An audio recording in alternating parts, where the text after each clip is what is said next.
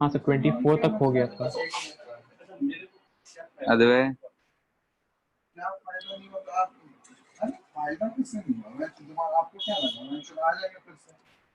अदवे Priyansh no sir, अभी नहीं किए। तो करो। और एक्सरसाइज वाला यस सर, एक्सरसाइज 1 हो गया। तो तू भी करो, खत्म करो, क्योंकि हम लोग का एक क्लास के बाद, आज के बाद एक क्लास और लगाएंगे इसमें। तू पूरा नहीं हुआ, तू किए हैं सर। ठीक है। और उसके बाद हम लोग फिर ये पढ़ेंगे वर्टिकल सर्कुलर मोशन। चलो ठीक है, तो आज का देखते हैं।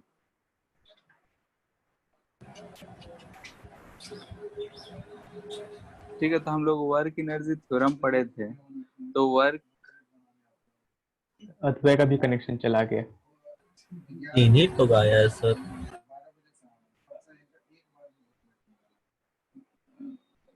कहाँ रह गया अद्वै?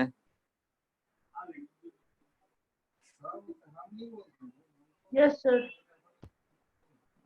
कनेक्शन चला गया था क्या? क्यों ऐसी वर्मा? अब अभी शुरू नहीं किए। ठीक है, तो उसको बना लेना। और हाँ सर। आदित्य और ज्योत्सना नहीं है ना? सर। पिछले क्लास में थे दोनों?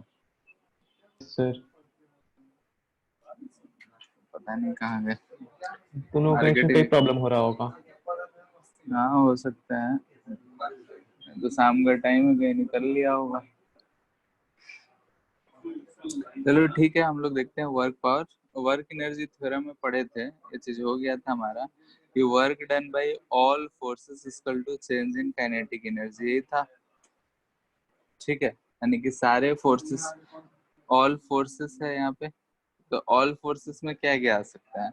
तो work done by conservative plus work done by non conservative plus work done bye pseudo force भी आ सकता है, हो सकता है ना? स्यूडो या फिर pseudo work force done by, conservative या फिर नॉन कंजर्वेटिव फोर्स कैटेगरी में नहीं आता है। नहीं, उसको अलग से इमेजिनरी फोर्स रखे हैं ना वो। कहीं कहीं पे अगर हम लोग देखते हैं उसके बिना भी सॉल्व कर ही लेते हैं, लेकिन अगर कहीं यस सर। कंसीडर कर रहे हैं तो इमेजिनरी फोर्स हो गया। ऐसा ही है ना? Yes sir. बहुत जगहों पे क्या है, उसके बिना भी हम सवाल को कर सकते हैं आराम से। यस वो सर। तो बस ऐसे ही हमारा काम को आसान करने के लिए हम लोग एक फोर्स यूज करते हैं। और ये होगा के फाइनल माइनस के इनिशियल। ठीक है, अब हम जानते हैं कि work done by conservative force को माइनस डेल्टा यू लिखते हैं। ठीक है, इसको हम लोग बोलते हैं minus delta U. Delta Q लिख देते हैं। तो यहाँ पे अगर हम इसमें से इसको रिप्लेस कर दें, यानी डब्ल्यू सी को, तो हम यहाँ लिख सकते हैं from both equations work done by non conservative plus work done bye pseudo plus work done by external जो होगा वो होगा change in kinetic energy plus change in potential energy. इसको यहाँ से रिप्लेस करके इस साइड ले जाएंगे तो प्लस हो जाएगा, हो जाएगा। अब इन दोनों के सम को हम लोग बोलते हैं चेंज इन मैकेनिकल एनर्जी, यानी कि जो इसको बोलते हैं हम लोग मैकेनिकल एनर्जी। ठीक है, यानी कि हम अगर मैकेनिकल एनर्जी का बात कर रहे हैं तो मैकेनिकल एनर्जी होता है kinetic energy plus potential energy, इसको हम लोग बोलते हैं मैकेनिकल एनर्जी। इन दोनों का जो सम होगा उसको हम लोग बोलेंगे मैकेनिकल एनर्जी। और यहाँ से वो दिख रहा है क्या है कि मैकेनिकल एनर्जी जो है work done by non conservative force, pseudo force और work done by external force, इन तीनों के सम का जो वर्क है वो टोटल मैकेनिकल एनर्जी कहला रहा है। ठीक है, यानी कि हम लोग अगर कंजर्वेटिव फोर्सेस का भी वर्क अगर इधर ले रहे हैं तो वो था सिर्फ चेंज इन काइनेटिक एनर्जी, और कंजर्वेटिव फोर्स का अगर हम पोटेंशियल एनर्जी के टर्म में इधर लिख दे रहे हैं तो उसको हम लोग बोल दे रहे हैं कि टोटल मैकेनिकल एनर्जी। ठीक है, यानी मैकेनिकल एनर्जी जो होगा हम बोल सकते हैं work done by all the forces except conservative forces जो होगा वो चेंज इन मैकेनिकल एनर्जी होगा। और मैकेनिकल एनर्जी जो हम लोग लिखते हैं वो kinetic energy plus potential energy को लिखेंगे। ठीक है, अब यहाँ पे कुछ केसेस डिस्कस कर लेते हैं। केसेस, ठीक है, केसेस में हम फर्स्ट बोल रहे हैं कि अगर हम वर्क डन बाय स्यूडो जो है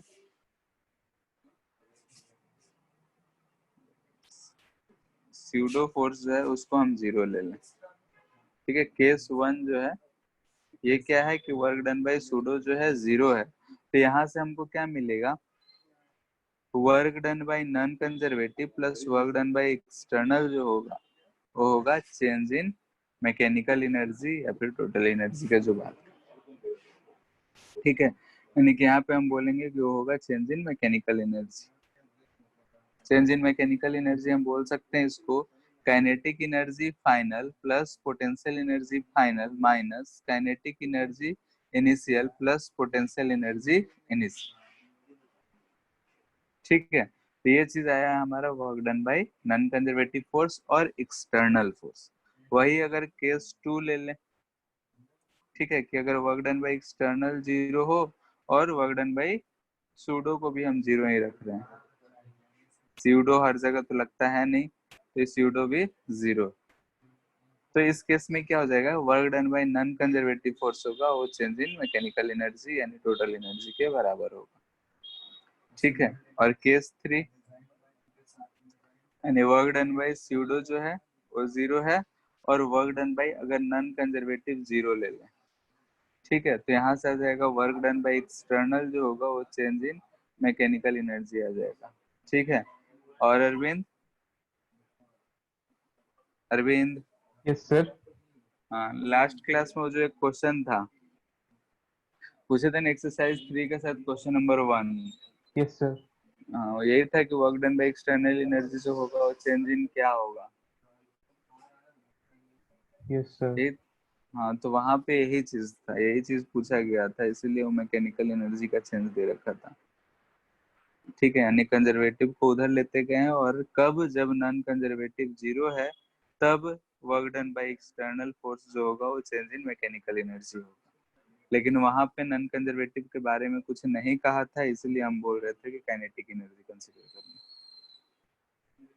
ठीक है, तो कंफ्यूज नहीं होना है कि जब नॉन कंजर्वेटिव 0 है, सूडो को भी हम 0, सूडो मोस्टली जगह पे 0 ही रहता है, नहीं माने तो है भी नहीं, तो अगर नॉन कंजर्वेटिव फोर्स के कारण वर्क 0 मानेंगे तब वर्क डन बाय एक्सटर्नल जो होगा चेंज इन पोटेंशियल एनर्जी और चेंज इन मैकेनिकल एनर्जी होगा। मैकेनिकल एनर्जी कहने का मतलब काइनेटिक एनर्जी और पोटेंशियल एनर्जी का चेंज, सम का चेंज।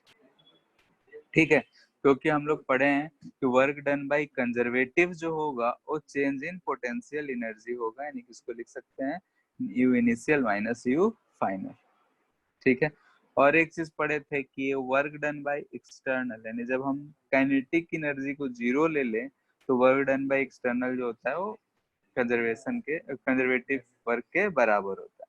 तो ये सब है छोटी छोटी बातें, ठीक है, छोटी छोटी बातें हैं जिसको हमको कंसिडर करके रखना है। तो ये चीज है, तो यहाँ से अगर हम बोल रहे हैं कि नॉन कंजर्वेटिव अगर फील्ड नहीं है, सूडो फोर्स नहीं है, तो वर्क डन बाय एक्सटर्नल जो है चेंज इन मैकेनिकल एनर्जी। यानी कि अगर किसी बॉडी पे, यहीं पे हम बोले कि अगर किसी बॉडी पे एक्सटर्नल फोर्स जो है, मतलब अगर सिर्फ कंजर्वेटिव ही हो, कंजर्वेटिव के अलावा और कोई फोर्स उस पे एक्ट नहीं कर रहा होगा, तो ये वाला वर्क भी क्या 0 हो जाएगा, work done by external. Yes sir. तो क्या हो जाएगा, तो चेंज इन मैकेनिकल एनर्जी 0 हो जाएगा। चेंज इन मैकेनिकल एनर्जी यानी कि मैकेनिकल एनर्जी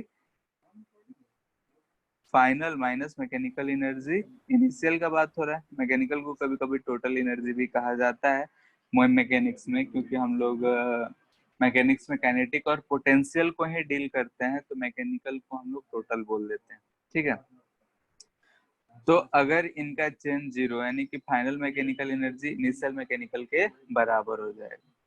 ठीक है, यानी कि अगर हम ऐसा सिचुएशन ले लेते हैं, जैसे एक केस ले रहे हैं, यहाँ h हाइट से अगर कोई एक ऑब्जेक्ट है m मास, ठीक है, इसको रिलीज कर रहे हैं। ठीक है, रिलीज करेंगे हम, एयर रेजिस्टेंस नहीं माने हैं, कोई भी यहाँ एयर रेजिस्टेंस नहीं है, यानी work done by non conservative जो होगा जीरो होगा। ये होगा यहाँ पे वर्क डन बाय सूडो कोई लग नहीं रहा है, तो सूडो भी जीरो होगा। ठीक है, और हम mg सिर्फ फोर्स लग रहा होगा, और mg जो होता है कंजर्वेटिव है और कोई फोर्स लगा नहीं रहे हैं, तो बोलेंगे वर्क डन बाय एक्सटर्नल भी यहाँ पे जीरो है। यानी कि इस केस में ये तीनों चीज जीरो है, तब एम्प्लाइज डेट यानी कि चेंज इन मैकेनिकल एनर्जी जो होगा वो जीरो होगा। यानी कि mechanical energy final minus mechanical energy initial जो होगा वो जीरो होगा। यानी कि mechanical energy final equal to mechanical energy initial. और मैकेनिकल एनर्जी हम क्या बोल रहे हैं, तो kinetic energy final plus potential energy final equal to kinetic energy initial plus potential energy initial. यानी कि फाइनल काइनेटिक एनर्जी और पोटेंशियल एनर्जी का सम इनिशियल काइनेटिक एनर्जी और पोटेंशियल एनर्जी के बराबर है। इसी को बोलते हैं हम लोग कंजर्वेशन ऑफ मैकेनिकल एनर्जी। ठीक है, यानी कि एनर्जी जो होगा कंजर्व होगा। और मैकेनिक्स में पढ़ रहे हैं तो मैकेनिक्स में हमको दो ही एनर्जी मिलेंगे, काइनेटिक एनर्जी और पोटेंशियल एनर्जी। तो इनिशियल काइनेटिक एनर्जी और पोटेंशियल एनर्जी का सम फाइनल काइनेटिक एनर्जी और पोटेंशियल एनर्जी के बराबर होगा। तो यहाँ ध्यान देना है कि ये जो एनर्जी का सम बराबर रह रहा है, लेकिन इंडिविजुअल एनर्जी चेंज हो सकता है। यानी initial kinetic energy final kinetic energy के बराबर रहे ना रहे ये हम नहीं कह सकते हैं, लेकिन इनिशियल काइनेटिक एनर्जी और पोटेंशियल एनर्जी का सम फाइनल काइनेटिक एनर्जी और पोटेंशियल एनर्जी के बराबर रहेगा। ठीक है, तो इन्हीं सब पॉइंट्स को लिख लेते हैं।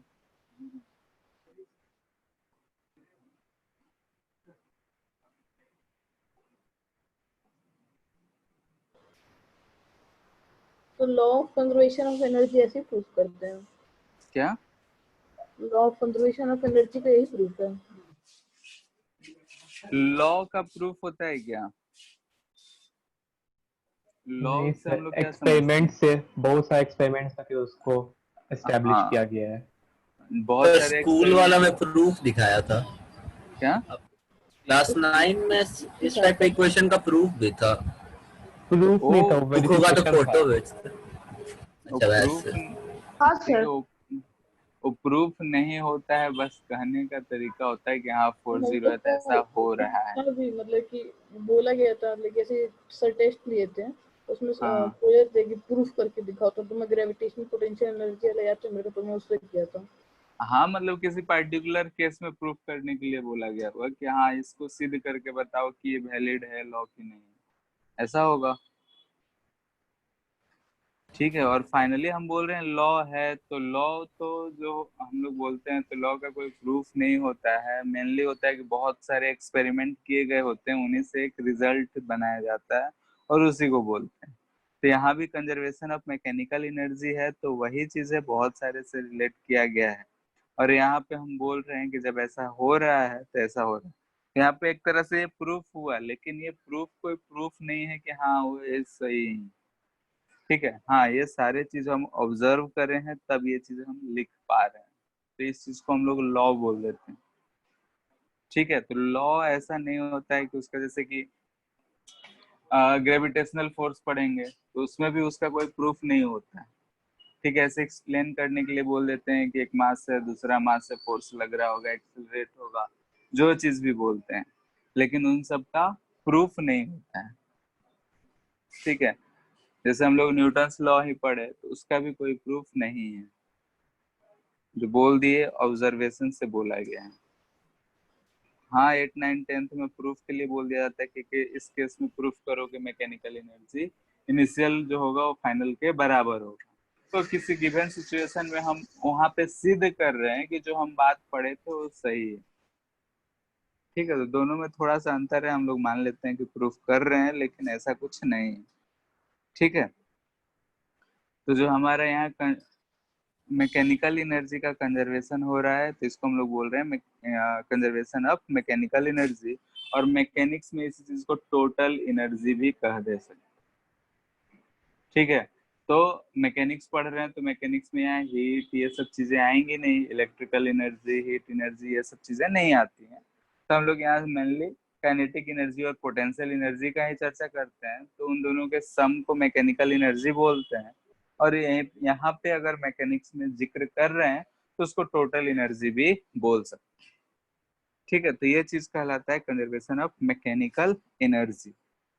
ठीक है, यानी काइनेटिक एनर्जी और सिर्फ पोटेंशियल एनर्जी के सम को।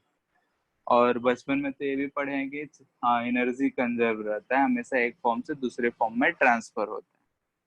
ठीक है, तो अभी तक वही सब चीजें देखें कि कभी भी किसी भी बॉडी पे वर्क होता है तो एनर्जी एक फॉर्म से दूसरे फॉर्म ट्रांसफर होता है। तो ये चीज कहने के लिए हम लोग कुछ केसेस माने हैं कि non conservative force, pseudo force और एक्सटर्नल फोर्स जीरो हो। इसको शॉर्ट में क्या कह सकते हैं? सूडो तो हम मानते नहीं है कि लग रहा है, सूडो इमेजिनरी फोर्स है। और ये नॉन कंजर्वेटिव और एक्सटर्नल फोर्सेस यानी फ्रिक्शन, नॉन कंजर्वेटिव फोर्स और किसी बॉडी पे लगाया हुआ फोर्स। ठीक है, इन दोनों को अगर हम साथ साथ कंसीडर कर ले तो हम इसको एक्सटर्नल फोर्स भी कभी कभी सिर्फ इन दोनों के रिजल्टेंट को भी एक्सटर्नल फोर्स कह लेते हैं। तो बोला जाता है कि अगर किसी बॉडी पे एक्स्ट्रा फोर्स जो है, एक्सटर्नल फोर्स जीरो होता है, तो चेंज इन जो एनर्जी होगा वो कंजर्व होगा, यानी दूसरे फॉर्म में चेंज नहीं जा रहा है। मैकेनिकल एनर्जी कंजर्व कहने का मतलब ये रह रहा है कि काइनेटिक एनर्जी और पोटेंशियल एनर्जी का इनिशियल वैल्यू काइनेटिक एनर्जी और पोटेंशियल एनर्जी के सम के जो लास्ट में आ रहा है वो दोनों आपस में बराबर हो। ठीक है, तो ये मैकेनिकल एनर्जी में है। इसका मतलब सिर्फ इतना यहाँ पे ये समझना है कि जो हम दूसरे फॉर्म में एनर्जी ट्रांसफर कर रहे हैं वो ऐसा यहाँ पे कुछ नहीं हो रहा है, यानी कि जो भी एनर्जी है काइनेटिक और पोटेंशियल ही है। अगर यहाँ पे हम किसी और फॉर्म में एनर्जी चेंज करने लगे तो इनिशियल जितना एनर्जी होगा उतना ही बाद में होगा, हो सकता है हीट में गया हो, यानी कि जो नॉन कंजर्वेटिव से जो वर्क आता है उसको हम लोग बोलते हैं हीट में बदल गया। जब हीट चैप्टर पढ़ेंगे तो वहां बोलेंगे कि इससे जो वर्क आएगा, यानी कि म्यू एम जी फोर्स लगा, डी चला, तो ये हीट में बदल गया, तो इसको एम एस डेल्टा टी कह देते हैं, और ये टेम्परेचर इंक्रीज हो जाता है, यानी कि इतना जो वर्क हुआ इतना टेम्परेचर इंक्रीज करा। ठीक है, तो वो सब चीजें वहां पे बात करते हैं हीट में। तो इसीलिए इसको हम यहाँ पे कंसिडर नहीं कर रहे हैं कि अगर नॉन कंजर्वेटिव फोर्स नहीं है, यानी कि दूसरे में एनर्जी और ट्रांसफर नहीं हो रहा है, किसी और फॉर्म में एनर्जी ट्रांसफर नहीं हो रहा है, सिर्फ मैकेनिकल एनर्जी है, यानी काइनेटिक एनर्जी और पोटेंशियल एनर्जी है, तो इनिशियल काइनेटिक एनर्जी और पोटेंशियल एनर्जी का सम फाइनल काइनेटिक एनर्जी और पोटेंशियल एनर्जी के बराबर होगा। ठीक है, तो इसमें कंफ्यूजन नहीं होना है, क्योंकि आगे चल के हो सकता है कि फ्रिक्शन भी लगे। फ्रिक्शन लगेगा तो उसका जो एनर्जी हीट में कन्वर्ट होता है, साउंड एनर्जी में जाता है। देखे होगे कि जब भी दो ऑब्जेक्ट को हम लोग घिसते हैं तो गर्म हो जाता है, और घिसते तो आवाज भी करता है। आवाज कर रहा है यानी कुछ एनर्जी साउंड में गया, और गर्म हो रहा है यानी कुछ एनर्जी हीट में गया। तो काइनेटिक और पोटेंशियल में ही सिर्फ नहीं रह जाएगा। तो यहाँ पे हम उन सब चीजों को नेग्लेक्ट कर दिए हैं, तब हम बोल रहे हैं कि इनिशियल काइनेटिक एनर्जी और पोटेंशियल एनर्जी का सम फाइनल काइनेटिक एनर्जी और पोटेंशियल एनर्जी के सम के बराबर हो। तो इस चीज को हम ऐसे लिख सकते हैं, इन isolated system where only conservative force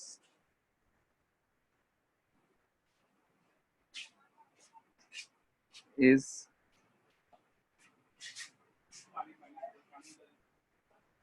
causes energy change, then the kinetic energy and potential energy can change, but their sum remains constant। ठीक है, जो ऊपर है उसी चीज को हम लिख रहे हैं कि काइनेटिक एनर्जी और पोटेंशियल एनर्जी चेंज हो सकता है, लेकिन उन दोनों का सम जो होगा वो चेंज नहीं होगा। ठीक है, अभी इसी सबसे रिलेटेड क्वेश्चंस करेंगे, यानी कि अब जो है सिर्फ क्वेश्चन से थ्योरेटिकल पार्ट हमारा इसमें का खत्म हो चुका है, अब सिर्फ क्वेश्चंस क्वेश्चंस क्वेश्चंस ही चलेंगे। ठीक है, यानी आज और नेक्स्ट क्लास में दोनों में सिर्फ क्वेश्चंस वर्क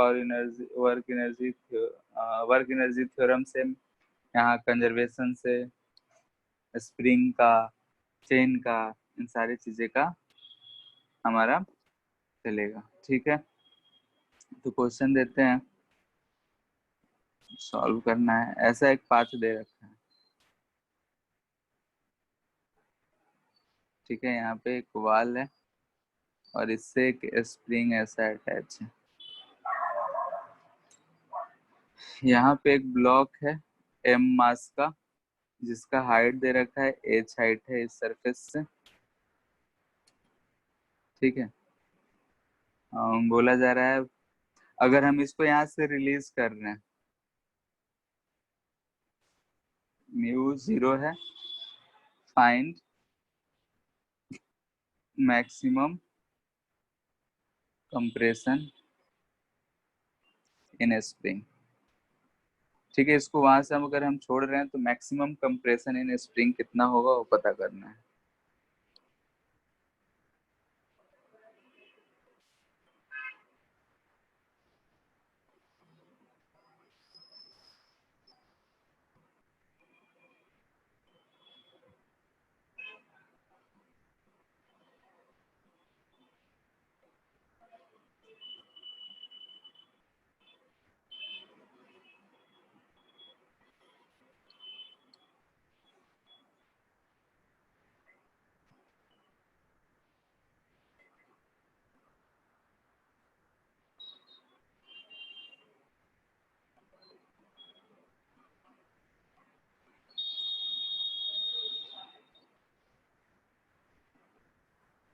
स्क्वायर रूट बोलो। Of 2mgh/k, under root of 2mgh/k, ठीक है, और किसी का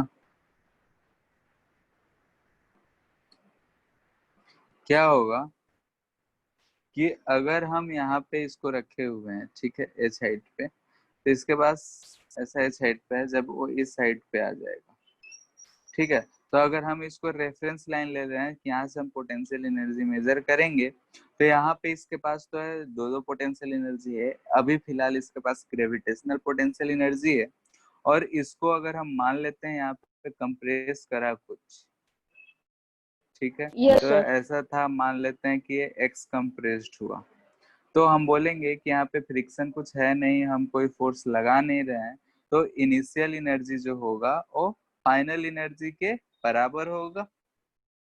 इनिशियली उसके पास kinetic energy plus potential energy initial equal to kinetic energy final plus potential energy final, ये लिखेंगे। अब इनिशियल इसके पास काइनेटिक एनर्जी तो कुछ नहीं है, स्पीड 0 है, फाइनली इसके पास पोटेंशियल, इनिशियली पोटेंशियल एनर्जी कितना है, एच हाइट पे है, तो mgh होगा काइनेटिक एनर्जी। यहाँ पे जब हम मैक्सिमम कंप्रेस्ड करा होगा तो यहाँ पे इसका वेलोसिटी कितना रहेगा, 0। मैक्सिमम कंप्रेशन पे इसका वेलोसिटी कितना रहेगा, 0, क्योंकि उसके बाद फिर स्प्रिंग धक्का देगा और इधर की तरफ मूव कर रहा होगा, यानी ब्लॉक अपना डायरेक्शन के अलोंग अगर यू टर्न मारता है तो वहाँ वेलोसिटी 0 होता है, तो यहाँ पे वेलोसिटी क्या रहेगा, 0, यानी कि भी काइनेटिक एनर्जी 0, और पोटेंशियल एनर्जी ये किसकी वजह से रहेगा, तो स्प्रिंग की वजह से, और ये कितना होता है, हाफ के एक्स स्क्वायर, तो यहाँ से हम बोल सकते हैं एक्स इक्वल टू 2mgh/k का अंडर रूट। ठीक है, तो क्वेश्चंस करते जाओ फिर।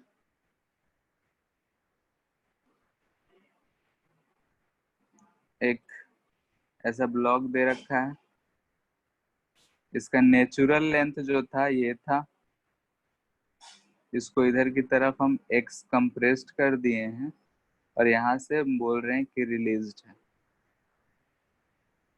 बात क्लियर है कि ये नेचुरल लेंथ है, यहाँ से x कंप्रेस्ड है, अब यहाँ से हम इसको रिलीज कर रहे हैं। तो जब ये ब्लॉक क्या करेगा कि इधर से जाएगा और आके यहाँ पे रुक जाएगा, क्या बताओ? जब हम कंप्रेस करके छोड़ेंगे तो यहाँ आके रुक जाएगा या कुछ होगा? आगे जाएगा? आगे जाएगा। आगे जाएगा। तो हम बोल रहे हैं कि जब यहाँ पे आ जा रहा है, यानी कि डिस्टेंस x/2 है, यहाँ पे आ जा रहा है, तो इधर की तरफ जा रहा हो किसी वेलोसिटी v से, तो ये वेलोसिटी कितना होगा ये हमको बताना है। यानी कि हम x कंप्रेस करके छोड़े, वो आगे की तरफ बढ़ा तो x/2 पे गया, तो यहाँ पे ये वेलोसिटी कितना होगा ये हमको बताना है।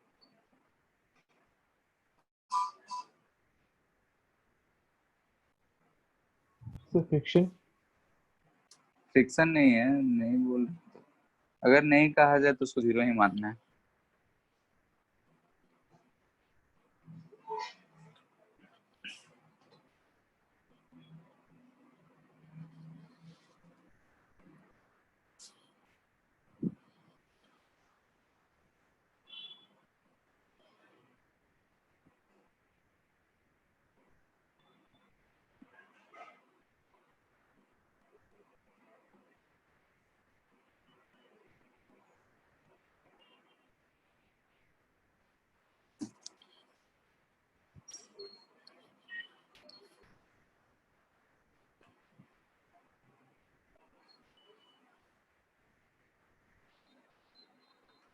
यहाँ इसके पास वेलोसिटी कितना होगा? 0, यानी kinetic energy initially 0।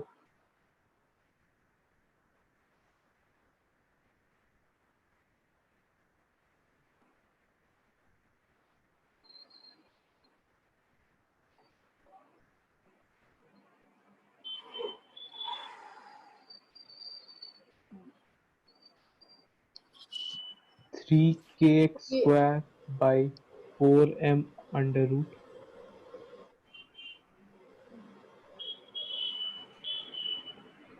3kx² / 4m√, ठीक है, सबका आ गया क्या? Yes sir. Priyansh, yes sir. ठीक है, क्या करना था? Initial energy equal to final energy. Initially kinetic energy 0 है, potential energy half kx², finally इसके पास पोटेंशियल एनर्जी होगा हाफ kx/2 का स्क्वायर, और ये होगा हाफ mv²। ठीक है, यहाँ से सॉल्व कर लेना है, तो v इक्वल टू आ जाएगा √3kx² / 4m। ठीक है,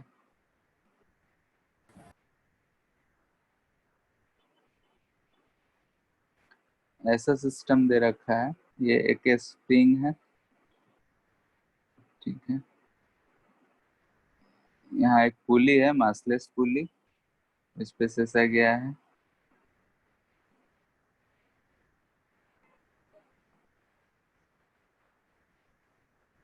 m मास, यहाँ से हम इसको रिलीज, ठीक है, ये इसका नेचुरल लेंथ है,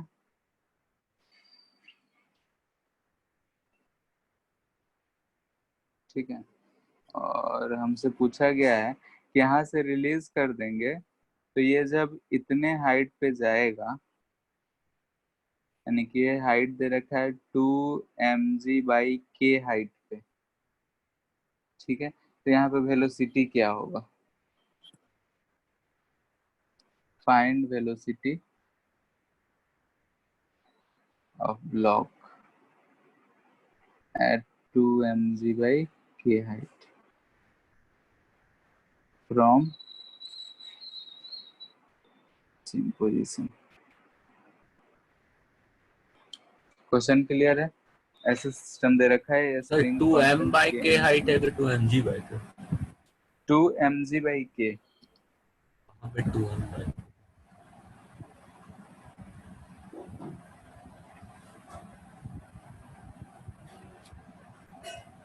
सर राइट साइड में 2m/k लिखा हुआ है। 2 mg हो गए यहाँ पे।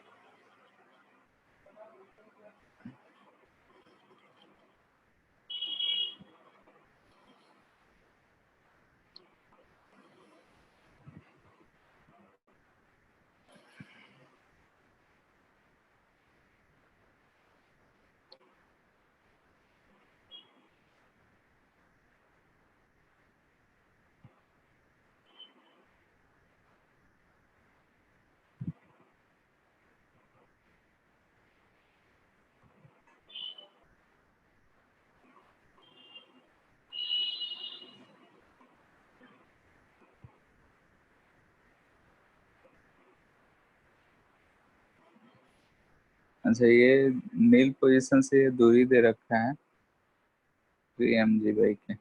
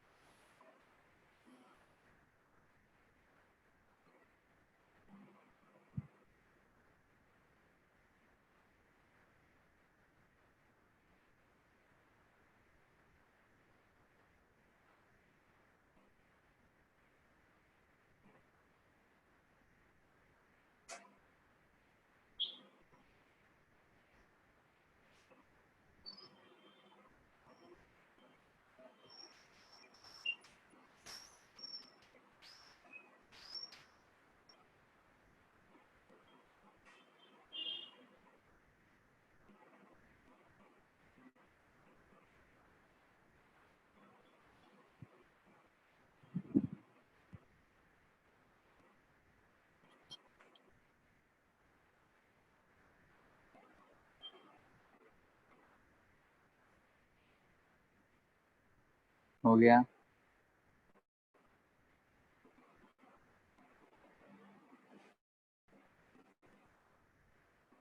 Sir 2g into √2m/k।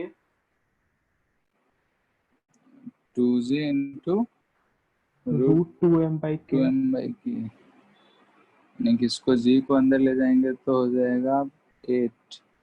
Answer दे रखा है 4 mg²/k। इसको अंदर ले जाएंगे। 2 का फैक्टर तुम्हारा कहीं ज्यादा आ रहा है।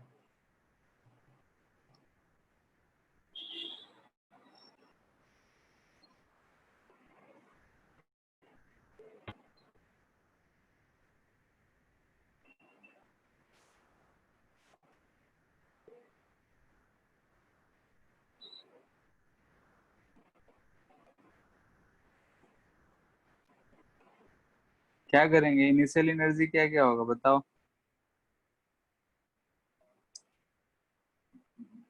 काइनेटिक एनर्जी तो 0 होगा।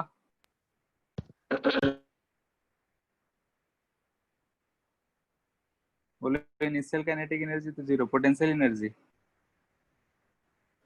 हाफ k² हाँ, हाफ के एक्स कितना लेंगे 3 mg/k mg/k। Square equal to finally उसके पास कुछ उसका वेलोसिटी रिलीजिंग रहेगा। पॉइंट को 0 पोटेंशियल एनर्जी लेवल देंगे। क्या? सर उसका जो रिलीजिंग पॉइंट है उसको 0 पोटेंशियल एनर्जी लेवल देंगे। हम यहाँ स्प्रिंग काइनेटिक एनर्जी लिखे हैं। हम मान लो क्या जाता है, ग्रेविटेशन के लिए ना बोल रहे हो, हम मान यस लेते सर। हैं रेफरेंस लाइन।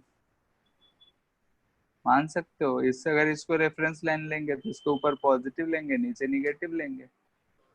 इसको रेफरेंस लाइन लेते तो इसके नीचे निगेटिव लेते, ऊपर पॉजिटिव लेते। ठीक है, तो ये डिस्टेंस हमको कितना दिख रहा है mg/k। तो फाइनली इसके पास कुछ वेलोसिटी है इतना, और इसके पास kinetic energy potential energy spring में होगा हाफ के mg/k का। सर वही आंसर आएगा। क्या आंसर आ रहा है ऊपर वाला? 2g सो into हाँ ऊपर वाला। ये आ रहा है। हाँ इसको अंदर ले जाएंगे तो 8 mg² हो जाएगा। जो भी है ये सॉल्व कर लेना है। हाँ वही है। और सर ग्रेविटेशनल पोटेंशियल एनर्जी क्यों नहीं ली है इसमें? अच्छा हाँ, उसको भी लिखना है, लिखना तो पड़ेगा। ठीक है, यहाँ से इसको यहाँ तक ऊपर जा रहा है तो इसका ग्रेविटेशनल पोटेंशियल एनर्जी क्या हो रहा है, बढ़ रहा है, तो फाइनल में उसके पास पोटेंशियल एनर्जी है तो भी लिखना पड़ेगा mgh कितना हो जा रहा है, तो 2mg/k लिखना पड़ेगा। ठीक है, तो ये क्या है, स्प्रिंग पोटेंशियल एनर्जी और ये है ग्रेविटेशनल पोटेंशियल एनर्जी लिखना पड़ेगा। इसको सॉल्व करेंगे तो जो आंसर आएगा वही होगा। ठीक है, सॉल्व कर लेना। तो मेरा स्क्रीन फ्रीज हो गया, क्या स्क्रीन फ्रीज हो गया सर इधर, आवाज नहीं आ रहा है? तो स्क्रीन फ्रीज हो गया। सबका हुआ है क्या? नहीं, सब पक रही होगा सर नो विन, सर। सिर्फ तुम्हारा ही हुआ है? ठीक है, चेक करो उसको।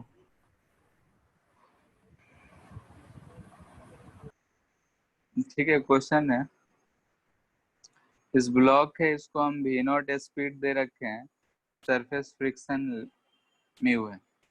ये जो है एल डिस्टेंस चलने के बाद यहाँ पे इसका वेलोसिटी 0 यानी कि यहाँ पे आके ये स्टॉप हो जा रहा है, तो फाइंड, ठीक है, एल फाइंड करना है।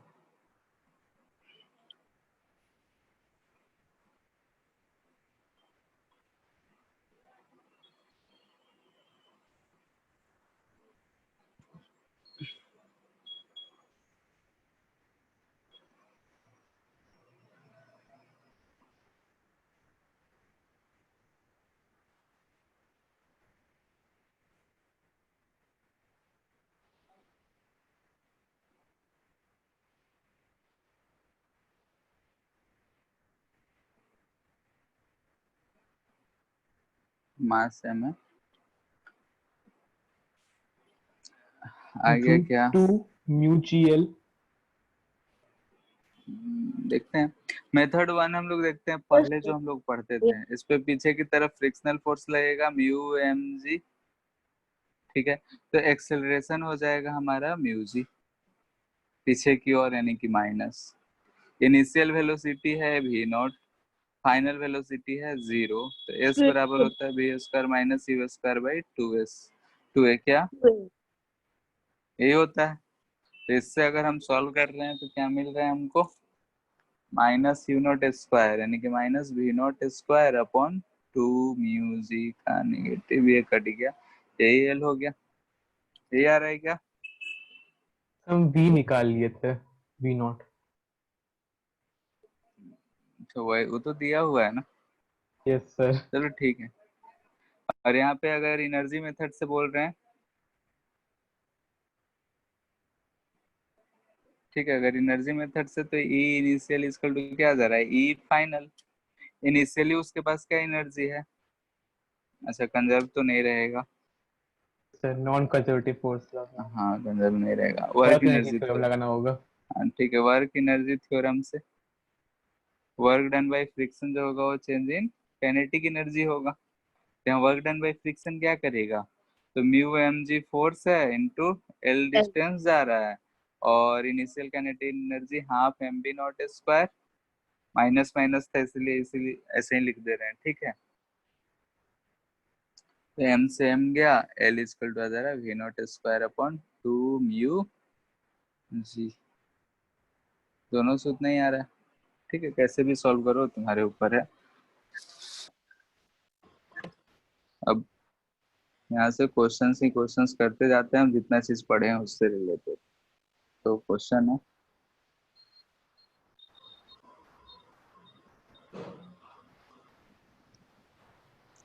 ये हमारा एम मास का एक लेंथ है यूनिफॉर्म, एल है यूनिफॉर्म, ठीक है, मास यूनिफॉर्मली डिस्ट्रीब्यूटेड है, पोटेंशियल एनर्जी इसका क्या होगा।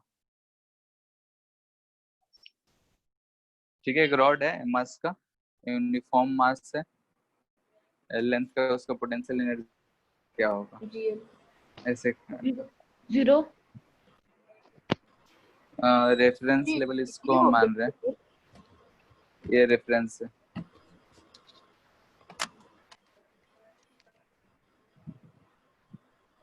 सर ये बार जो है ये ऑब्जेक्ट है, क्या ये जो ये मास है, हम इस ऑब्जेक्ट का है, किसके ऊपर कुछ है उसका है?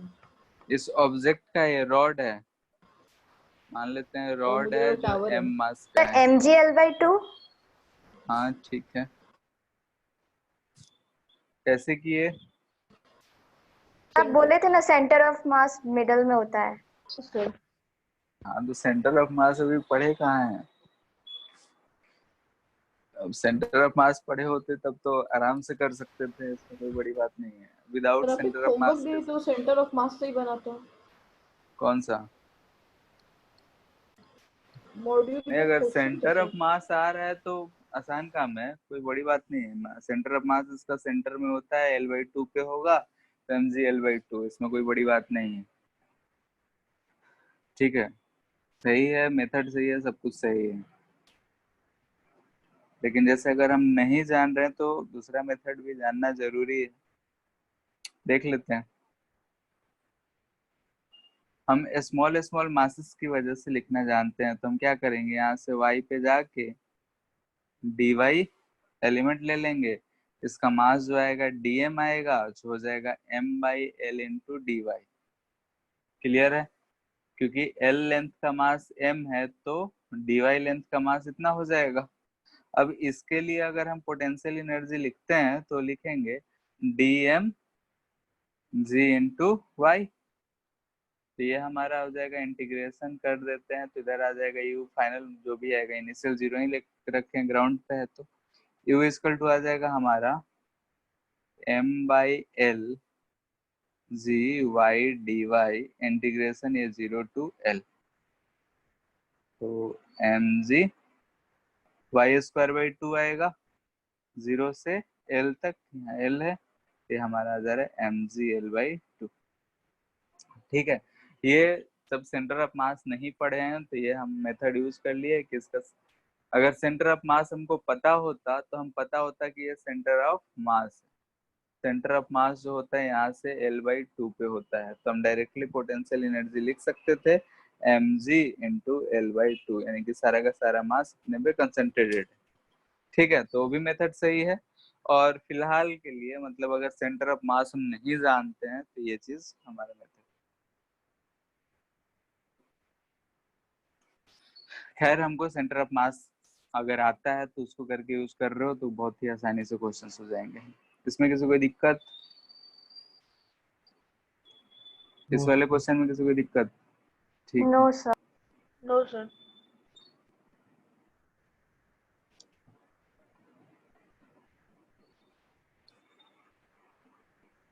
ठीक है। एक क्वेश्चन ऐसा दे रखा है, ये रॉड है, यहाँ पे इसको हिंज कर दिए हैं।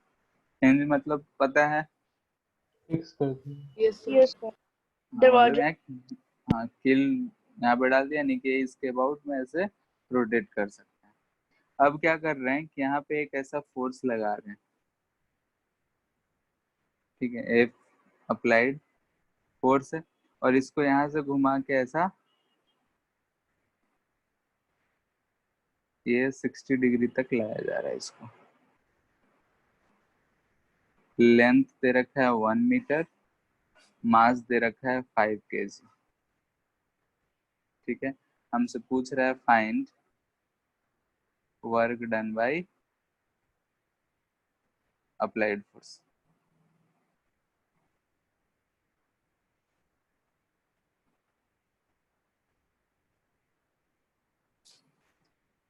and slowly bringing the rod to the inclined position। ठीक है, इंक्लाइन पोजीशन तक लाने में कितना वर्क करना पड़ेगा ये?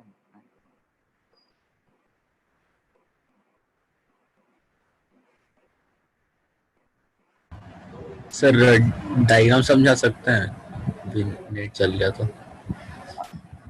अच्छा, जैसे कि एक रॉड है, यहाँ पे इनिशियल पोजीशन है इसका हॉरिजेंटल, यानी कि इनिशियल पोजीशन है, ये इसका फाइनल पोजीशन है। ठीक है, एक अप्लाइड फोर्स इधर इस डायरेक्शन में लग रहा है जो स्लोली इसको उठा के यहाँ तक ले आ रहा है। ठीक है, तो इस फोर्स के कारण जो वर्क होगा वो कितना होगा। So thank you.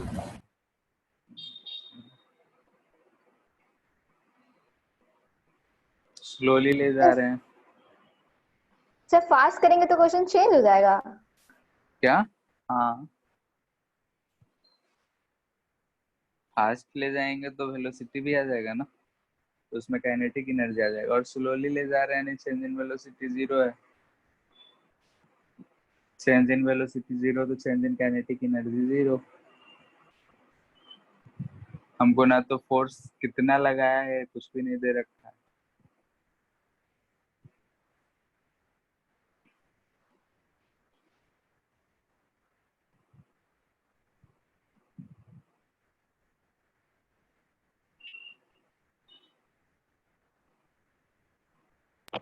So 25.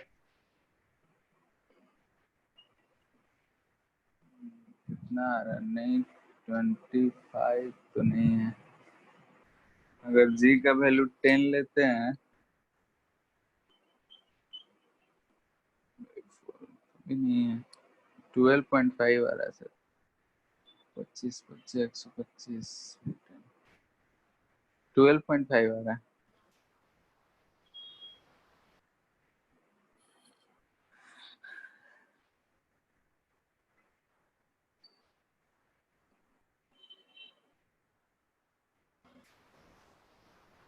तो कितना आ रहा है रिपीट कर सकते हैं? क्या कितना आ रहा है रिपीट कर सकते हैं? आवाज नहीं आ रहा 6.5 तुम्हारा? तो कितना आ रहा है आंसर वापस से बोलिए ना। कितना? आंसर आ रहा है 12.5 0.25 12.25 12.5 है। मेरा 25 है। चलो ठीक है, इसका टोटल मास यही कंसंट्रेटेड है तो हम उसी को एज्यूम कर रहे हैं।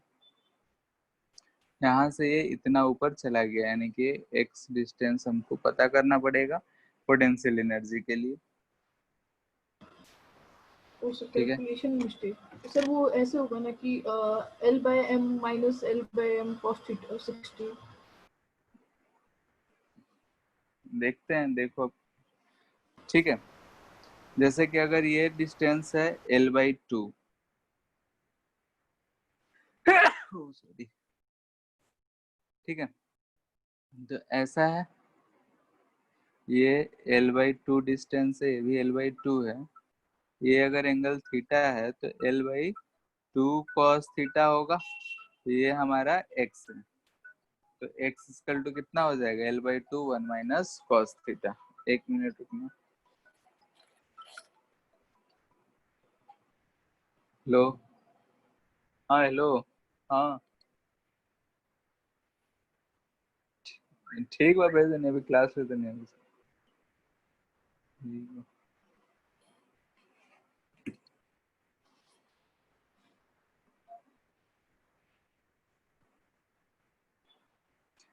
ठीक है, तो यहाँ से ये x कितना हो जाएगा? ये वैल्यू आ जाएगा L/2 में से L/2 cos थीटा सब्ट्रैक्ट करेंगे तो x का ये वैल्यू आ रहा है। ठीक है, तो अगर हम मान लेते हैं कि ये हमारा रेफरेंस लाइन है यानी कि इसी से हम देख रहे हैं, तो इनिशियली पोटेंशियल एनर्जी जो भी होगा, फाइनल पोटेंशियल एनर्जी जो भी होगा, तो यहाँ पे हमको वर्क डन निकालना है। तो बेस्ट क्या होगा कि work done by all forces equal to क्या होगा? Change in kinetic energy. तो अगर हम work done by all forces बोल रहे हैं चेंज इन काइनेटिक एनर्जी, तो यहाँ फोर्सेस कौन कौन से है? अप्लाइड फोर्स है, नीचे की तरफ mg लग रहा होगा, और यहाँ पे अगर मान लेते हैं तो हो सकता है N1 और N2 लग रहा है। कभी भी हिंज पे दो डायरेक्शन नॉर्मल का लेना होता है, ये बात याद रखना। कभी भी हिंज पे लगाना है तो दो दो नॉर्मल लगाएंगे, दोनों जीरो हो तो, जीरो ना हो तो अलग बात है। ठीक है, खैर यहाँ जहाँ पे नॉर्मल लग रहा है यानी कि वर्क डन बाई N1 होगा plus work done by N2 होगा plus work done by mg होगा plus work done by F applied होगा, और ये होगा चेंज इन काइनेटिक एनर्जी, और ये होगा जीरो क्योंकि स्लोली बोला गया है। स्लोली बोलने का मतलब है कि change in kinetic energy zero. अब यहाँ पे इन दोनों का तो डिस्प्लेसमेंट हो नहीं रहा है तो ये भी जीरो होगा। अब बच गया ये दोनों वर्क डन बाई mg और work done by applied force. तो वर्क डन बाई mg जो होगा होगा mg इंटू एक्स, ऊपर की तरफ जा रहा है plus work done by F applied, ये 0 के बराबर आ गया। तो work done by sir minus ये, mgx होगा ना, ऑपोजिट डायरेक्शन में लग रहा है हाँ अपोजिट में लग रहा है तो माइनस में आएगा। वर्क डन है, पोटेंशियल एनर्जी हम लिख दिए थे। खैर माइनस एम जी एक्स, तो आ जाएगा M G L by two 1 minus cos of theta. जो भी आंसर आएगा सॉल्व करके इसको सॉल्व कर लेना है। मास कितना दे रखा है, आ जाएगा 5 इंटू 10 इंटू 1/2 कॉस 60 कितना होता है, 1/2। तो जाएगा 4 यानी 12.5। ठीक है, तो अगर ऐसे क्वेश्चन आए जहाँ पे फोर्स हमको पता नहीं, फोर्स दिया होता, डायरेक्शन दिया होता, तो मे भी हम कैलकुलेट कर सकते। क्वेश्चन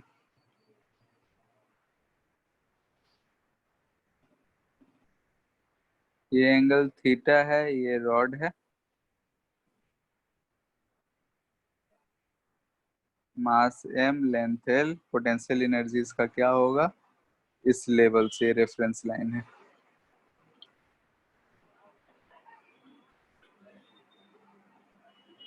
इंटीग्रेट नहीं करना है, डायरेक्ट सेंटर ऑफ मास को कंसीडर करो, सॉल्व करो।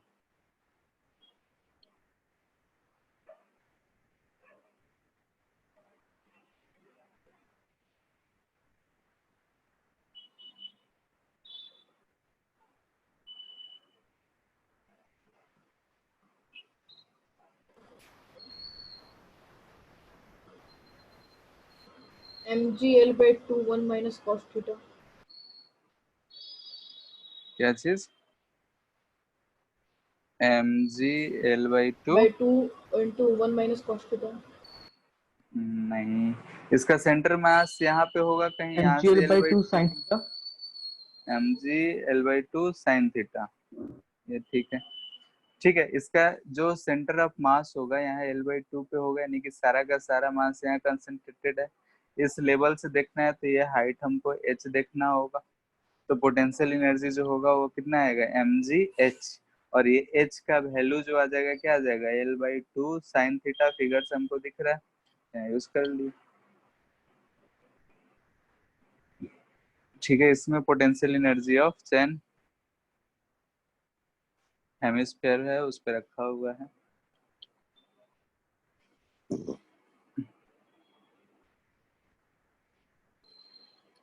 ठीक है, इसमें भी अगर हमको सेंटर ऑफ मास इसका पता होता तो हम आराम से कर सकते थे, लेकिन सेंटर ऑफ मास अभी निकालना सीखे नहीं है, तो डायरेक्ट अपना जो अभी जो सीखे हैं वही यूज करना है।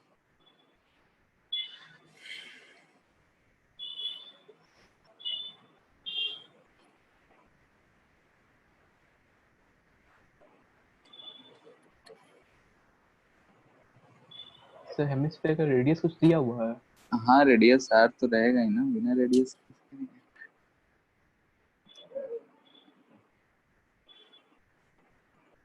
और ये हमारा रेफरेंस लाइन है, यानी कि इस लाइन पोटेंशियल एनर्जी 0 दे रखा है।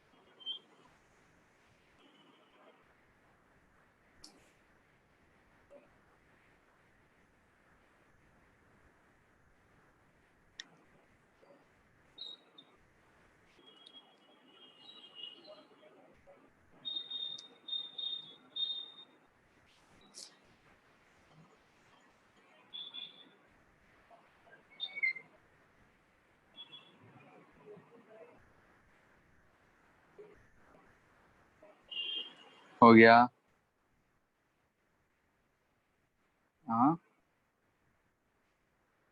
कैसे करेंगे कर रहे इसको? एलिमेंट लेंगे ऐसा,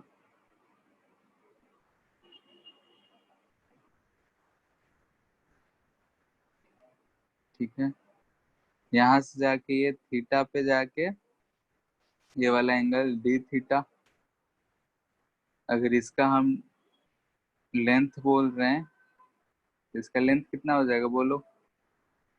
R D theta, arc length यही होगा। Yes, sir. यस हाँ, तो इसका अगर हम मास लिखेंगे dm तो कितना लिखेंगे? तो टोटल मास m है, total length pi R by 2 है ना। टोटल क्या होता है? 2 पाई आर बाई 4 यानी पाई आर बाई 2 यानी कि इतना हो जाएगा इनटू आर डी थीटा। क्या यही होगा dm? Yes sir Yes, sir. ठीक है, 2m by pi D theta. तो इसका पोटेंशियल एनर्जी लिखो, सॉल्व करो। हाइट उसका आर साइन थीटा है। हाँ, ये हाइट आ जाएगा तो mgh यानी कि हम लिख सकते हैं इसको 2m by pi G R sine theta into D theta. तो यू इक्वल टू हो जाएगा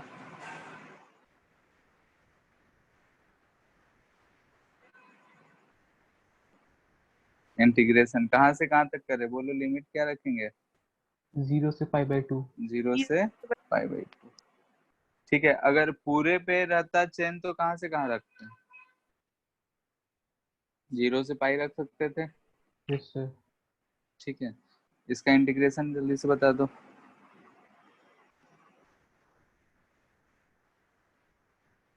minus cos theta. Minus cos theta, उसका वैल्यू अगर पुट करेंगे तो 1 आएगा। 0 से पाई 1 आ जाएगा। ऐसे भी हम लोग पढ़े हैं कि साइन थीटा का कर्व ऐसा होगा तो यहाँ से यहाँ तक का ये एरिया ही देता है इंटीग्रेशन, तो ये वैल्यू आता है 2, तो इसका आधा कितना आएगा? 1। वहां से भी याद कर सकते हो कि डायरेक्टली 1 आएगा। ये आ गया M G into 2r by pi. ठीक है, और ये जो चीज है ये सेंटर ऑफ मास आएगा आगे चल के जब हम लोग फाइंड करेंगे, तो ऐसे ऑब्जेक्ट का जो सेंटर ऑफ मास आएगा वो ऐसा है 2r बाई पाई हाइट पे आएगा। ठीक है, ये y centre of mass y coordinate है। ठीक है, आगे लेकिन आएगा, फिलहाल हम इतना चर्चा नहीं कर रहे। सबका आया था इतना? Yes. यूनिफॉर्म सॉलिड स्फीयर है, मास m, radius r, potential energy क्या होगा? फटाफट से आंसर दो।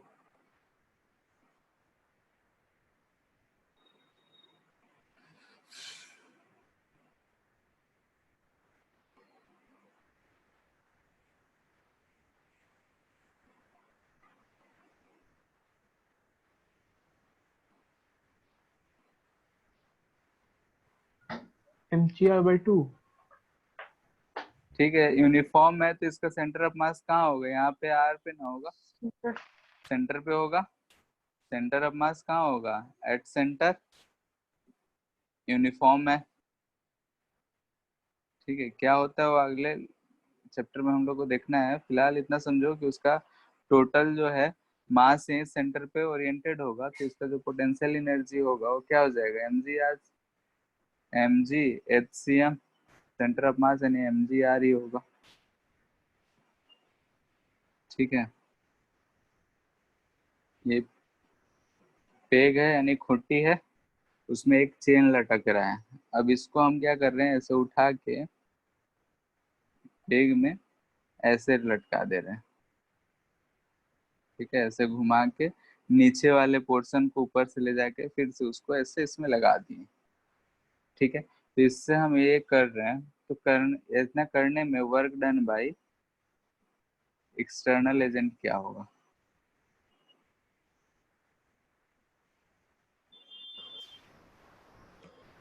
mgl/2।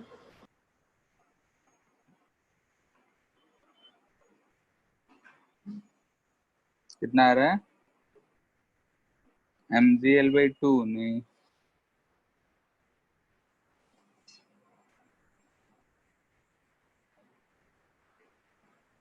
स्लोली है। ठीक है, स्लोली इसको मूव कर रहे हैं।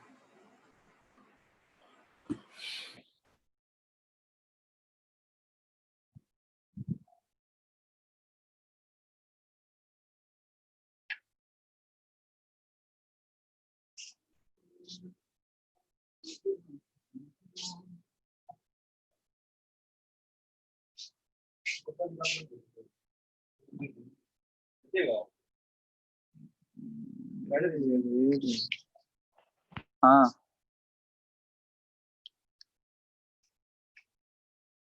Hello, mgl/4।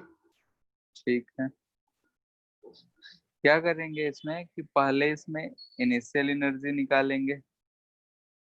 Work done by external agent क्या आएगा बोलो? Change in potential energy. Kinetic energy तो है नहीं, तो वर्क डन बाय एक्सटर्नल जो होगा उसको बोल सकते हैं negative of work done by conservative या फिर चेंज इन पोटेंशियल एनर्जी, यही लिखेंगे। तो इनिशियल इसका पोटेंशियल एनर्जी अगर हम फाइंड करेंगे तो यहाँ से L/2 पे होगा। ठीक है, तो हम अगर मान लेते हैं इसी को रेफरेंस लाइन ले लेते हैं। ठीक है, ये हमारा क्या है? रेफरेंस लाइन है, यानी कि यहाँ पोटेंशियल एनर्जी 0 होगा। अगर यहाँ पोटेंशियल एनर्जी 0, इससे नीचे अगर हम देख रहे हैं तो यहाँ का पोटेंशियल एनर्जी लिखेंगे तो यू इनिशियल जो लिखेंगे वो लिखेंगे -mgl/2। माइनस क्यों लिखे हैं? क्योंकि रेफरेंस लाइन ऊपर हम 0 लेके हैं तो उससे नीचे जाएंगे तो निगेटिव होगा। ठीक है, यानी कि यही हमारा फिर से रेफरेंस लाइन है। इस केस में इसका सेंटर ऑफ मास कहाँ होगा? यहाँ पे, और ये डिस्टेंस कितना हो जाएगा?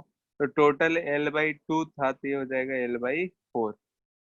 तो यू फाइनल जो लिखेंगे वो लिखेंगे, बोलो कितना हो जाएगा? मास तो टोटल m ही रहना है, तो -mgl/4। तो यहाँ से ये चीज आ जाएगा you final minus you initial, यानी कि -mgl/4 minus minus plus mgl/2। ये आ जा रहा है हमारा ना mgl/4। बात क्लियर है? सिमिलर क्वेश्चन प्रैक्टिस के लिए कुछ खास नहीं है, जल्दी से सॉल्व करो। एक है से मास m लेंथ है। अब कहाँ से कर रहे हैं इसको? यहाँ सेंटर से। ठीक है, ये जो डिस्टेंस दे रखा है L/2 है, यानी कि सेंटर से अब यहाँ से हम उठा रहे हैं और इसको स्लोली ऐसा रख दे रहे हैं। ठीक है, सेंटर से अगर हम उसको उठाए होंगे तो ऐसा कुछ हो जाएगा, ऐसे लटका है, फिर जो बाकी का पोर्शन रहेगा ऐसा।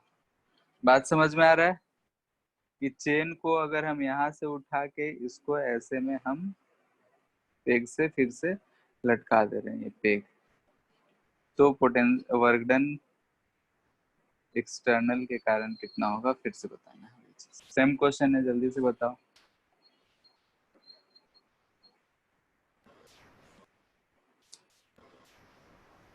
mgl/2।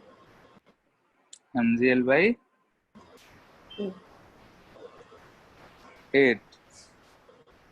नहीं, उतना नहीं आएगा। 3l/2। नहीं, हम इसी को रेफरेंस लाइन मान रहे हैं। ठीक है, दोनों में तो इसका पोटेंशियल एनर्जी इनिशियल लिखेंगे -mgl/2। किसी को इसमें दिक्कत? No sir. No sir. ठीक है, फाइनली इस केस के लिए यहाँ आएगा, इसके लिए यहाँ रहेगा और इसके लिए यहाँ रहेगा। मासेस छोटे छोटे पार्ट्स का देखेंगे तो ये होगा, और ये लेंथ ध्यान से देखो, ये जो हमको मिलेगा वो कितना मिलेगा? आधा का आधा है, यानी कि क्या होगा? Four L/8। 8 सॉरी। हाँ हाँ, और ये कितना है, आधा का उसका हाफ, यानी कि होगा L/4। L/4 हो गया। ठीक है, तो अब यहाँ पे देखो मास को अगर हम देख रहे हैं, L लेंथ के लिए मास m है, तो L/2 के लिए m/2 ऐसे ही यूज करेंगे। तो इसका हम पोटेंशियल एनर्जी फाइनल लिख रहे हैं। तो इस वाले पोर्शन के लिए लिखेंगे तो क्या लिखेंगे बोलो, इस हाफ पोर्शन के लिए, तो उसका मास हो जाएगा m/2 g, और उसका सेंटर ऑफ मास है -L/8 पे। ठीक है, और अगर हम इस वाले पोर्शन के लिए लिख रहे हैं तो प्लस इसका भी मास m/2 g और लेंथ है -L/4 पे। ठीक है, तो इसको सॉल्व कर लेंगे तो कितना आ जा रहा है, 2 यानी -3 mg/L/4, नहीं 8, इतना ही आ रहा है। Yes sir. ठीक है, तो हमारा Yes. वर्क डन पता चल जाएगा। तो वर्क डन इक्वल टू क्या हो जाएगा, U final minus U initial, -3 mg/L/8 minus plus mg/L/2। कितना आ जा रहा है, mgl/8। mg/8। कहीं गलती हुआ है क्या, इसमें 5/16 mgl दे रखा है।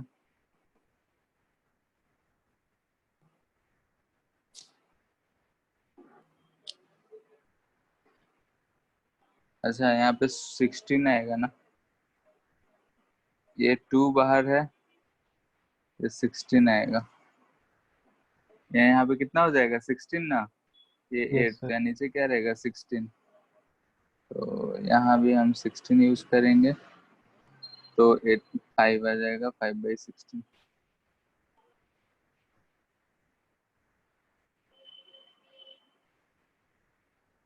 ठीक है, ये हमारा वर्क डन निकालेंगे।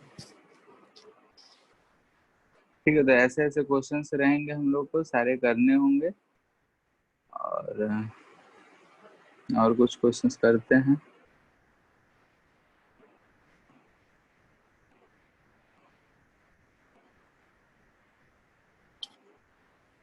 ऐसा दे रखा है,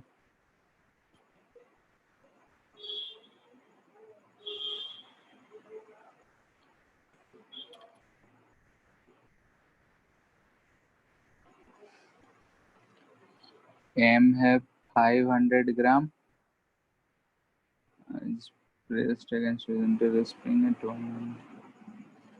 ठीक है, ये नेचुरल लेंथ है, इसको कंप्रेस्ड करे हुए हैं,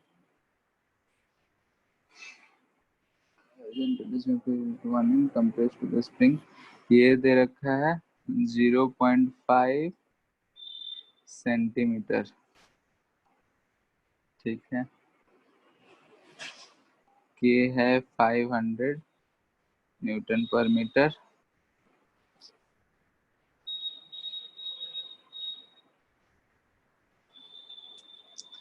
ठीक है, यहाँ से छोड़ेंगे, ये हॉरिजेंटल ही मूव कर रहा है, और ये यहाँ पे अटैच नहीं है, नॉट अटैच्ड।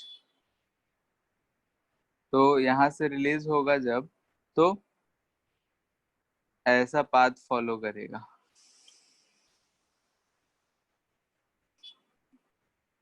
और ये हाइट है 4 मीटर, तो हमसे पूछा गया है कि आर बताना है कितना होगा। क्वेश्चन क्लियर है?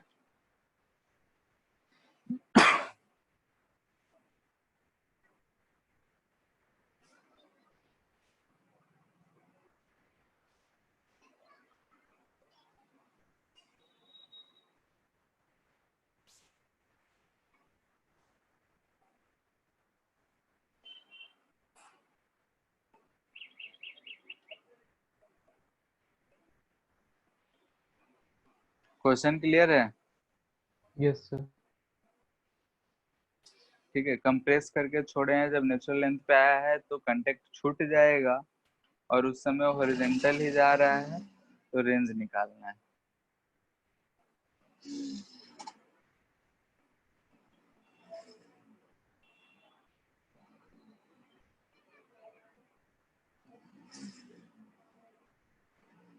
सर 0.5 सेंटीमीटर है सर, मीटर नहीं है। नहीं 0.5 सेंटीमीटर है।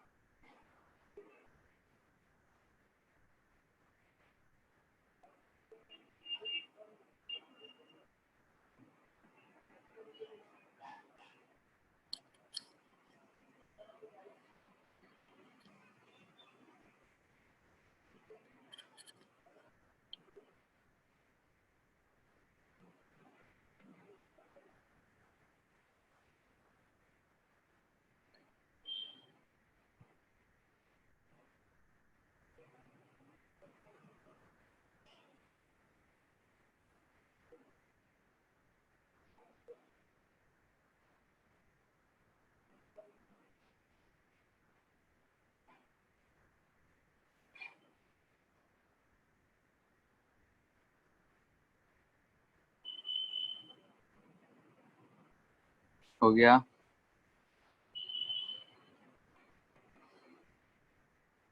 ठीक है, फर्स्ट क्या करना है, फर्स्ट स्टेप ये होगा कि यहाँ से यहाँ तक जब यहाँ छूट रहा होगा तो इसके पास कुछ वेलोसिटी होगा, और नेचुरल लेंथ पे छूट रहा है यानी कि स्प्रिंग रिलैक्स्ड स्टेट में होगा, यानी कि initial equal to E final वहां तक के लिए। ठीक है, तो हाफ के एक्स स्क्वायर जो होगा इक्वल टू हाफ एम भी स्क्वायर के बराबर होगा। यहाँ से हमारा भी आ जा रहा है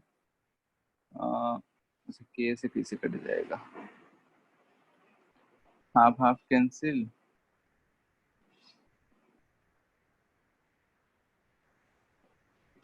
सर एम तो दिया हुआ था। दिया हुआ तो है यहाँ पे।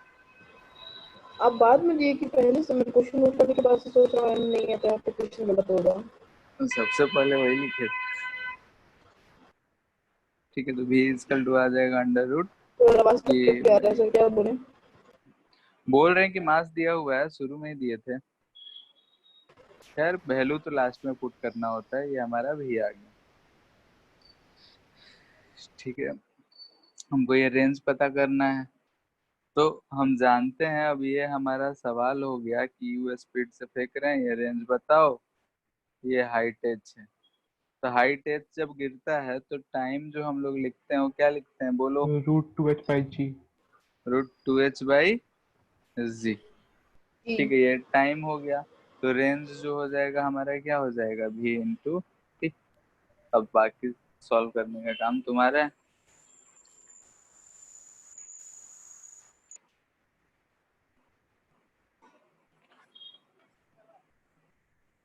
ठीक है,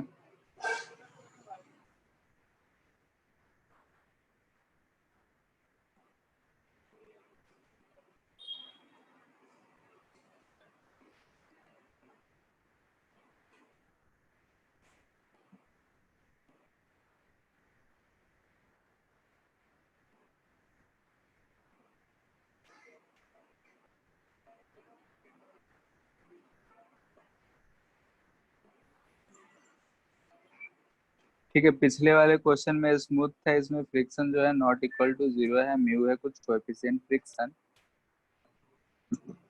पूछा जा रहा है फाइंड मैक्सिमम कंप्रेशन।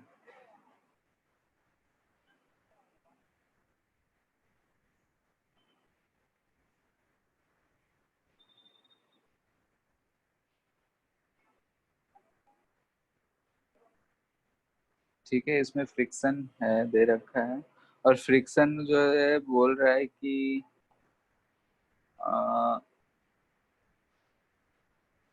ठीक है, यहाँ जहाँ टोटल सरफेस स्प्रिंग में है, है।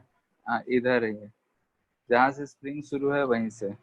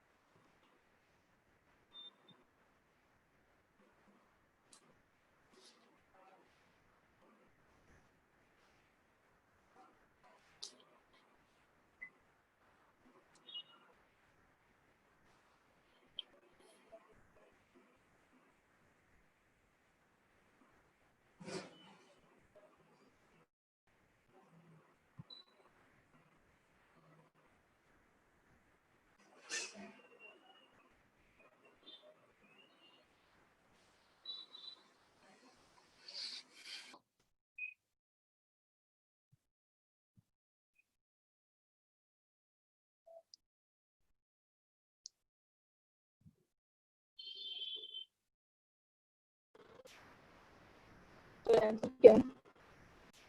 आ गया पहला।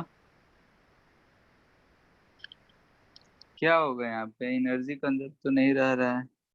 तो अगर हम यहाँ पे फाइंड करना चाहते हैं तो जब ब्लॉक यहाँ पे आएगा, 1 मिनट रुकना, डिस्चार्ज हो गया है, तब तक नीचे वाला क्वेश्चन सॉल्व करो। ऊपर एच हो बाई गया तो म्यू है किसका? नीचे वाला। हाँ, नीचे वाला एच बाई म्यू है, ऊपर वाले कितना आ रहा है? क्वाड्रेटिक इक्वेशन आ रहा होगा। Yes sir. हाँ, तो क्वाड्रेटिक इक्वेशन कितना आ रहा है उतना ही के छोड़ दो, वैल्यू दिया जाएगा तब सॉल्व होगा। k by 2x square plus mu M G X plus M G H equals to 0। Answer में तो आएगा प्लस म्यू जी एक्स और प्लस एम जी एच आ रहा है, माइनस नहीं। सारा हाँ वैल्यू यस सर, ठीक, यस सर, माइनस आ रहा है। साइन, हाँ ठीक है।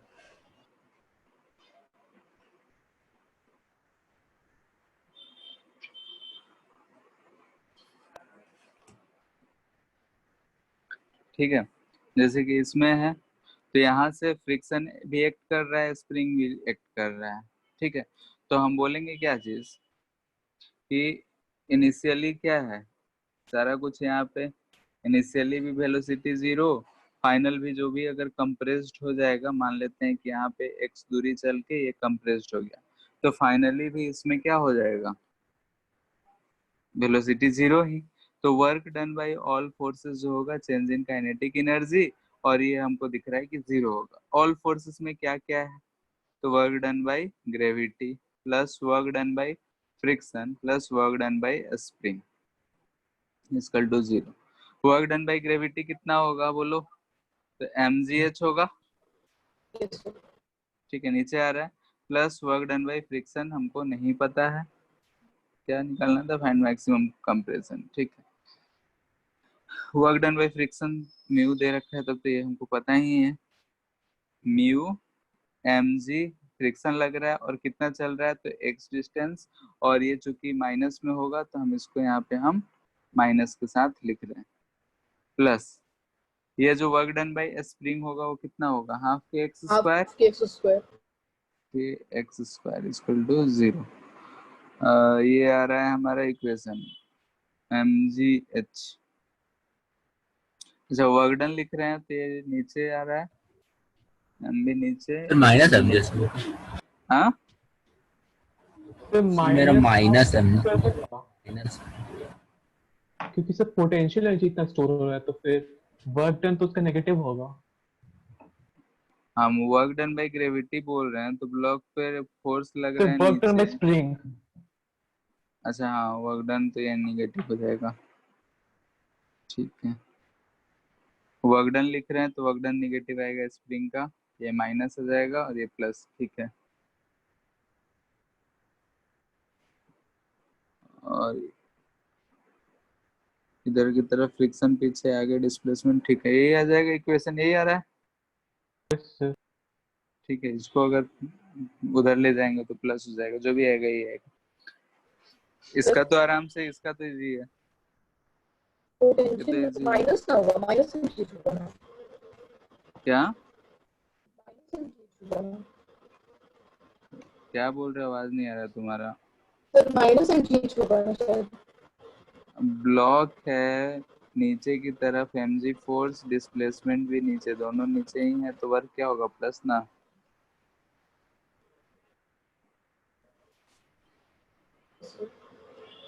अच्छा हाँ, ऊपर लेने दो, माइनस में ले दो।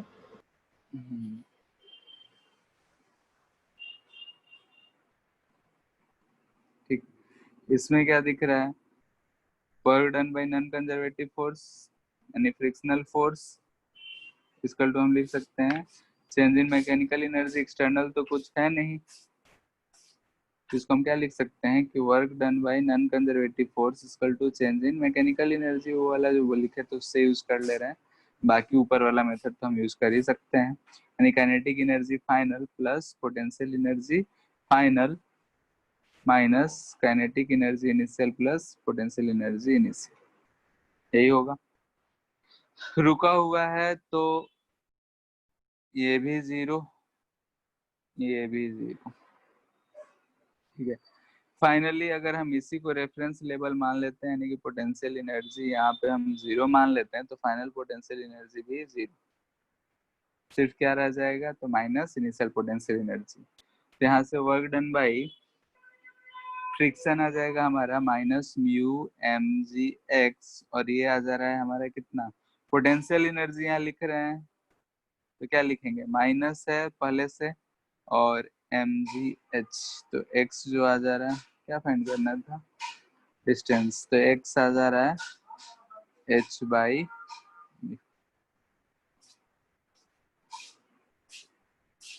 ठीक है, ये चीज आ रहा है। और चूंकि वर्टिकल सर्कुलर मोशन सिर्फ हमारा इसमें रह गया है, बाकी सारी चीजें हो गई हैं, तो सारा क्वेश्चन सॉल्व करना शुरू कर दो। मॉड्यूल पूरा, एचसी वर्मा पूरा, ठीक है। जहाँ वर्टिकल वाला आएगा तो उसको छोड़ सकते हो। नेक्स्ट क्लास में भी हम लोग क्वेश्चंस करेंगे इससे थोड़े अच्छे लेवल के, ठीक है। आज जो किए हैं वर्क एनर्जी का ही करेंगे, सारा मिक्सचर ही, इससे थोड़ा सा अच्छा लेवल। और उसके नेक्स्ट क्लास में हम लोग फिर वर्टिकल सर्कुलर शुरू करेंगे, यानी नेक्स्ट क्लास में सिर्फ क्वेश्चंस होंगे, सारे जो भी चीजें पढ़े हैं उनसे रिलेटेड, ठीक है। तो आज के लिए इतना ही रहने देते हैं।